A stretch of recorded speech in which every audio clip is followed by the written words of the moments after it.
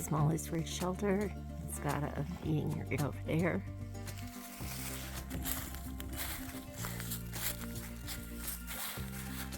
It says water source, but there is no water.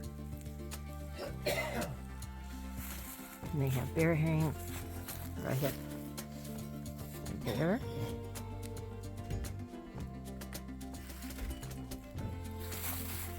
It's beautiful up here. Good morning. Day 2, leaving Mollie's Ridge, and we are heading back towards Fontana Dam instead of heading up to Ice Water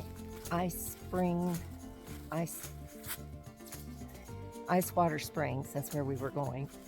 There's not a lot of water. We're hiking backwards, and that's okay. We just are going to have to come up with a better plan. The shelter was full last night, and numerous of those individuals, instead of hiking back the other direction, decided that they needed to head back to Fontana as well. It's not responsible to be out here without water. In fact, there was a dad and a son that were at the shelter last night, and they ended up sharing their water with us. So I guess that saying, the trail provides, is true. That was very kind for him to do that. So we have about a half a liter of water to last us until, I think, 8 miles. It's just really dry up here. Anyway, it was a good day yesterday.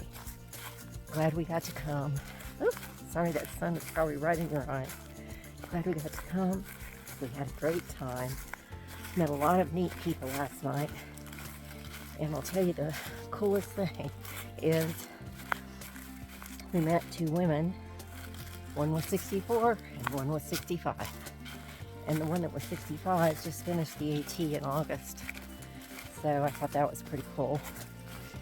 She did say, I don't know what I'm doing back out here. I just finished the AT. I thought that was funny. On the way up to Mollie's Ridge, I met a Sobo who was on his way down to Springer. And for the life of me, I can't understand why I didn't ask him what his name was. We got into a conversation about Georgia Bulldogs and Tennessee football. He's a Tennessee fan. So we had a little rivalry talk going there, and I didn't even think to ask him about that until well after he was gone. Even though we live in Carolina, and we've been here for a long, long time, our families are from Georgia, and so our whole family, we're Georgia fans, and it's dogs all the way for us, even though this year, I don't know how they're staying in the ranking because they really haven't been playing it great. We're not Tennessee fans, I can tell you that. Tennessee's a great football team. Oh. Alright. Well, a lot of rockets on the trail. I kind of need to pay attention to what I'm doing, so I'm going to sign off for now. But I'll try and sign back on a little bit later. My husband decided that he was going to walk down to the water source to check it out, even though everybody told us it was dry. And not only was that water source dry, it wasn't even damp. There hadn't been any water there for some time. It's a little discouraging. If you go by AWOL's guide and you go by far out and you see that there are water sources available and that's where you're depending on getting your water, it's a little disconcerting. But, you know, these things happen and water sources dry up. So my point in saying that is, you know, don't get to where you're so low you don't have any water by the time you get to the next shelter because you think you're going to fill up there because there may not be any water there. And the next water source was 3 miles from Mollie's Ridge shelter, and they said that there were only 2 puddles on the side of the road, on the side of the path, that had water in them. I don't know what that meant. We decided that we weren't going to check that out since we had 0 water left. We thought it was the wiser choice to turn around and go back. That's how our day has been. It's been a great day. So we could have looked at this and gotten frustrated and angry, or we could have just said, you know, It's a beautiful day. We're out in nature. We're turning around. It's okay. It'll be fine. And that's what we're doing. So we're having a good attitude, and that's just what you have to do. You know, your mind. Remember, we talked about this in other videos. Your mind really has to be strong whenever you come out here. That's just a small little something that's going to happen. So you can't get discombobulated when little things like that come up. You have to be strong, and you have to figure out plan B. And there always has to be a plan B. Oh yeah, so this is one of the trees that I had to go over yesterday. And I went over it right down here because this was just too tall for me. I'm so short. I'm going to put you on pause for just a minute. Okay. Last night it got down to about 30, and I think it's 37 right now. I want to share some information with you. So it's not a complaint, it's just sharing that when you hike with all of these leaves, you know, there are a lot of branches and rocks underneath those leaves. And I wouldn't say that they're best friends with the bottoms of your feet.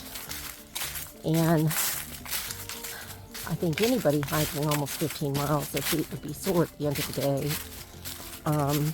Mine weren't too bad except for my right foot, and it was in my arch because I kept walking over rocks that were hitting my arch every time. I'm not going to lie to you, that was a little painful. But 3 months later, I was fine. When I got up this morning, I did my stretching, stretched my calves out, stretched my feet out for quite a while. Actually, I did that in a sleeping bag before I ever got up, and it helped a lot. The trail is just gorgeous this morning. This is my absolute favorite time of year. Funny how people plan their trips. The father and son that stayed in the tent, his son was 21, and he said, "Dad, what do you want for your birthday?" And his dad said, "Well, I'd like to go hiking." And he said, "Okay, well, let's go." Well, when the son pulled into camp yesterday after us, he looked like he had been beat half to death. And this was a young, fit, strong-looking kid. Young man. So I should say kid. And his dad shared with me this morning that his son thought they were going to be going for 4 or 5 miles down kind of flat trails. They hiked 17 miles yesterday, up and down some pretty steep ascents and descents. I thought that was hysterical. I looked at his son, I said, "Well, what are you going to ask him about next year for his birthday?" He said, "It's not going to be a hike." I thought that was funny. The dad had been in the Navy. He's retired. And he just, you know, these were his words. "I always overdo it." And I forgot to take him into consideration. Things I thought about all day yesterday was kindness, gratefulness, forgiveness, unconditional love. I'm thinking about people in your life that maybe you need to ask them to forgive you for something, or maybe you need to forgive them for something. You know, not forgiving somebody or not asking for forgiveness, it weighs on you. It stays on your mind. And you know, it takes energy. It takes energy from your heart, from your mind, from your spirit.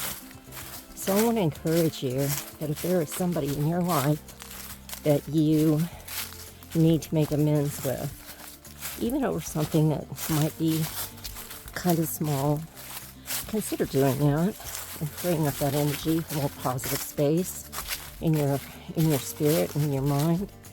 And also, so those people know how important they are to you and that you want their forgiveness. And if somebody has offended you and they have not come to ask you for forgiveness, drop the rope. I don't know if you remember this, but my best friend told me once, I was telling her something, and she said, and I thought, well, why are you asking me and like that? But I kept on, and I finished. And she said, and then what? And I'm going to switch the camera around now. Dropped my pole. Hold on. It's hard to bend over when you have a big backpack. Okay. And so I was explaining the situation to her, and she said, and then what? And I kind of looked at her and I thought, you're starting to perturb me a little bit, but okay. So I went on and continued telling her. This whole conversation took about 30 minutes. And she said, and then what? And I said, okay, why are you asking me, and then what? And then what? She said, because I want to see how far you can go before you stop. And I went, okay. So let me add here, this was my best friend, my very best friend, closest friend in the whole world. And she wasn't trying to be dismissive or to hurt me. There was a point to this, and I'm going to get to it. She said, and then what? And I told her, and then what? And I told her, and then what? And I said, well, I don't have any more then whats. That's it. She said, okay, well, now I'm going to tell you what you need to do. Now, this lovely woman, she's a retired colonel in the Army. Way ahead of her time. Way ahead of her time. She blazed trails for females. And I just admire and respect her so much. She said, now I'm going to tell you what to do. I said, okay. And she said, you need to drop the rope. I said, drop the rope? What does that mean? And she said, listen, you've been through a really bad time, and you've had a lot of really crummy things happen, and you keep trying to make things work, and sometimes that's what we have to do, right? But sometimes when you get to a certain point, you need to let it go. You need to drop the rope, because you're tugging and pulling and trying to make something work. It's just not going to work. And if you let go, you're going to find that your anxiety level and your stress is going to improve. And I thought, that's about the dumbest thing I've ever heard. But I thought, all right, I do respect her so much, and she's very wise. So the next, I don't know, a couple of weeks went by, and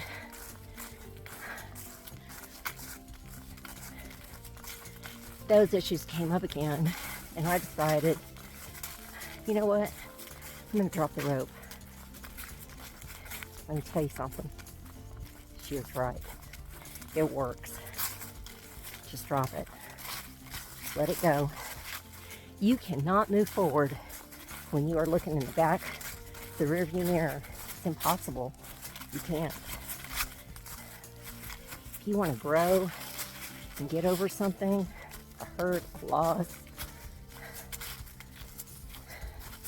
you have to drop the rope at some point. And maybe you can't drop it completely. Maybe you just let go of the grip a little bit. Whew. Going uphill now. Just think about it. That was one of the best pieces of advice I ever got in my entire life. And it changed me. I hope it will help you. It was awesome advice. Okay, we're on our way to Birch Spring Gap to get some water. There's a good water source down there. You see those red trees right down in there? I call those this little light of mine trees because they just shine, and I love them. Look at that. It's been a wonderful hike. The sun is getting ready to go down. My husband and I have had a fantastic time. It's been beautiful. I've had time to have some good thinks. I've met a lot of really interesting people. In fact, I met a man, I think he said he was 62, and he went by the trail name Float. And so he said his son had done the AT in 2017, and I guess somebody loves root beer floats, and that's where the float name came from. And he was Sogo.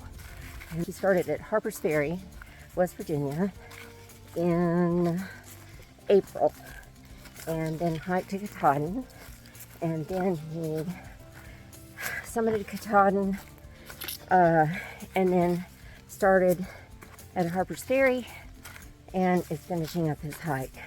He said he was never so sore. He hurt everywhere, but he was happy. He was the funniest guy. He was hysterical, and he gave me a lot of good tips. That's the end of this journey. I really appreciate you joining me. Thank you for coming on my trip with me. And if you couldn't hike, I hiked for you. And let me tell you, it was hard, and you did a good job. I'm proud of you. If you haven't enjoyed or gotten anything out of this video, then I would really appreciate it if you'd hit the like button and subscribe to my channel. Consider subscribing. I'd love for you to follow me on my journey. Because this hike was cut short, I'm going to be going on a third Shakedown hike by myself. My husband won't be going with me, and I'm not quite sure when that is going to be, but probably in November. So I'll keep you posted and let you know how things are going. So these turkeys, we're on our way down, and here they are to greet us. We were on our way up, and there they were to greet us. This is funny. It's a male gobbler and 2 hens. There's one right there and one right here, catching up. So sweet. So here's another example of the trail providing. We got up to the dam, and somebody was turning around, and he said, "You need a ride?" And we said, "We do." He said, "Where are you going?" We said, "The lodge." He said, "I'm going to the lodge." So that saved us 3 miles of additional walking, which we're both grateful for, aren't we, babe? We sure are. What an awesome day.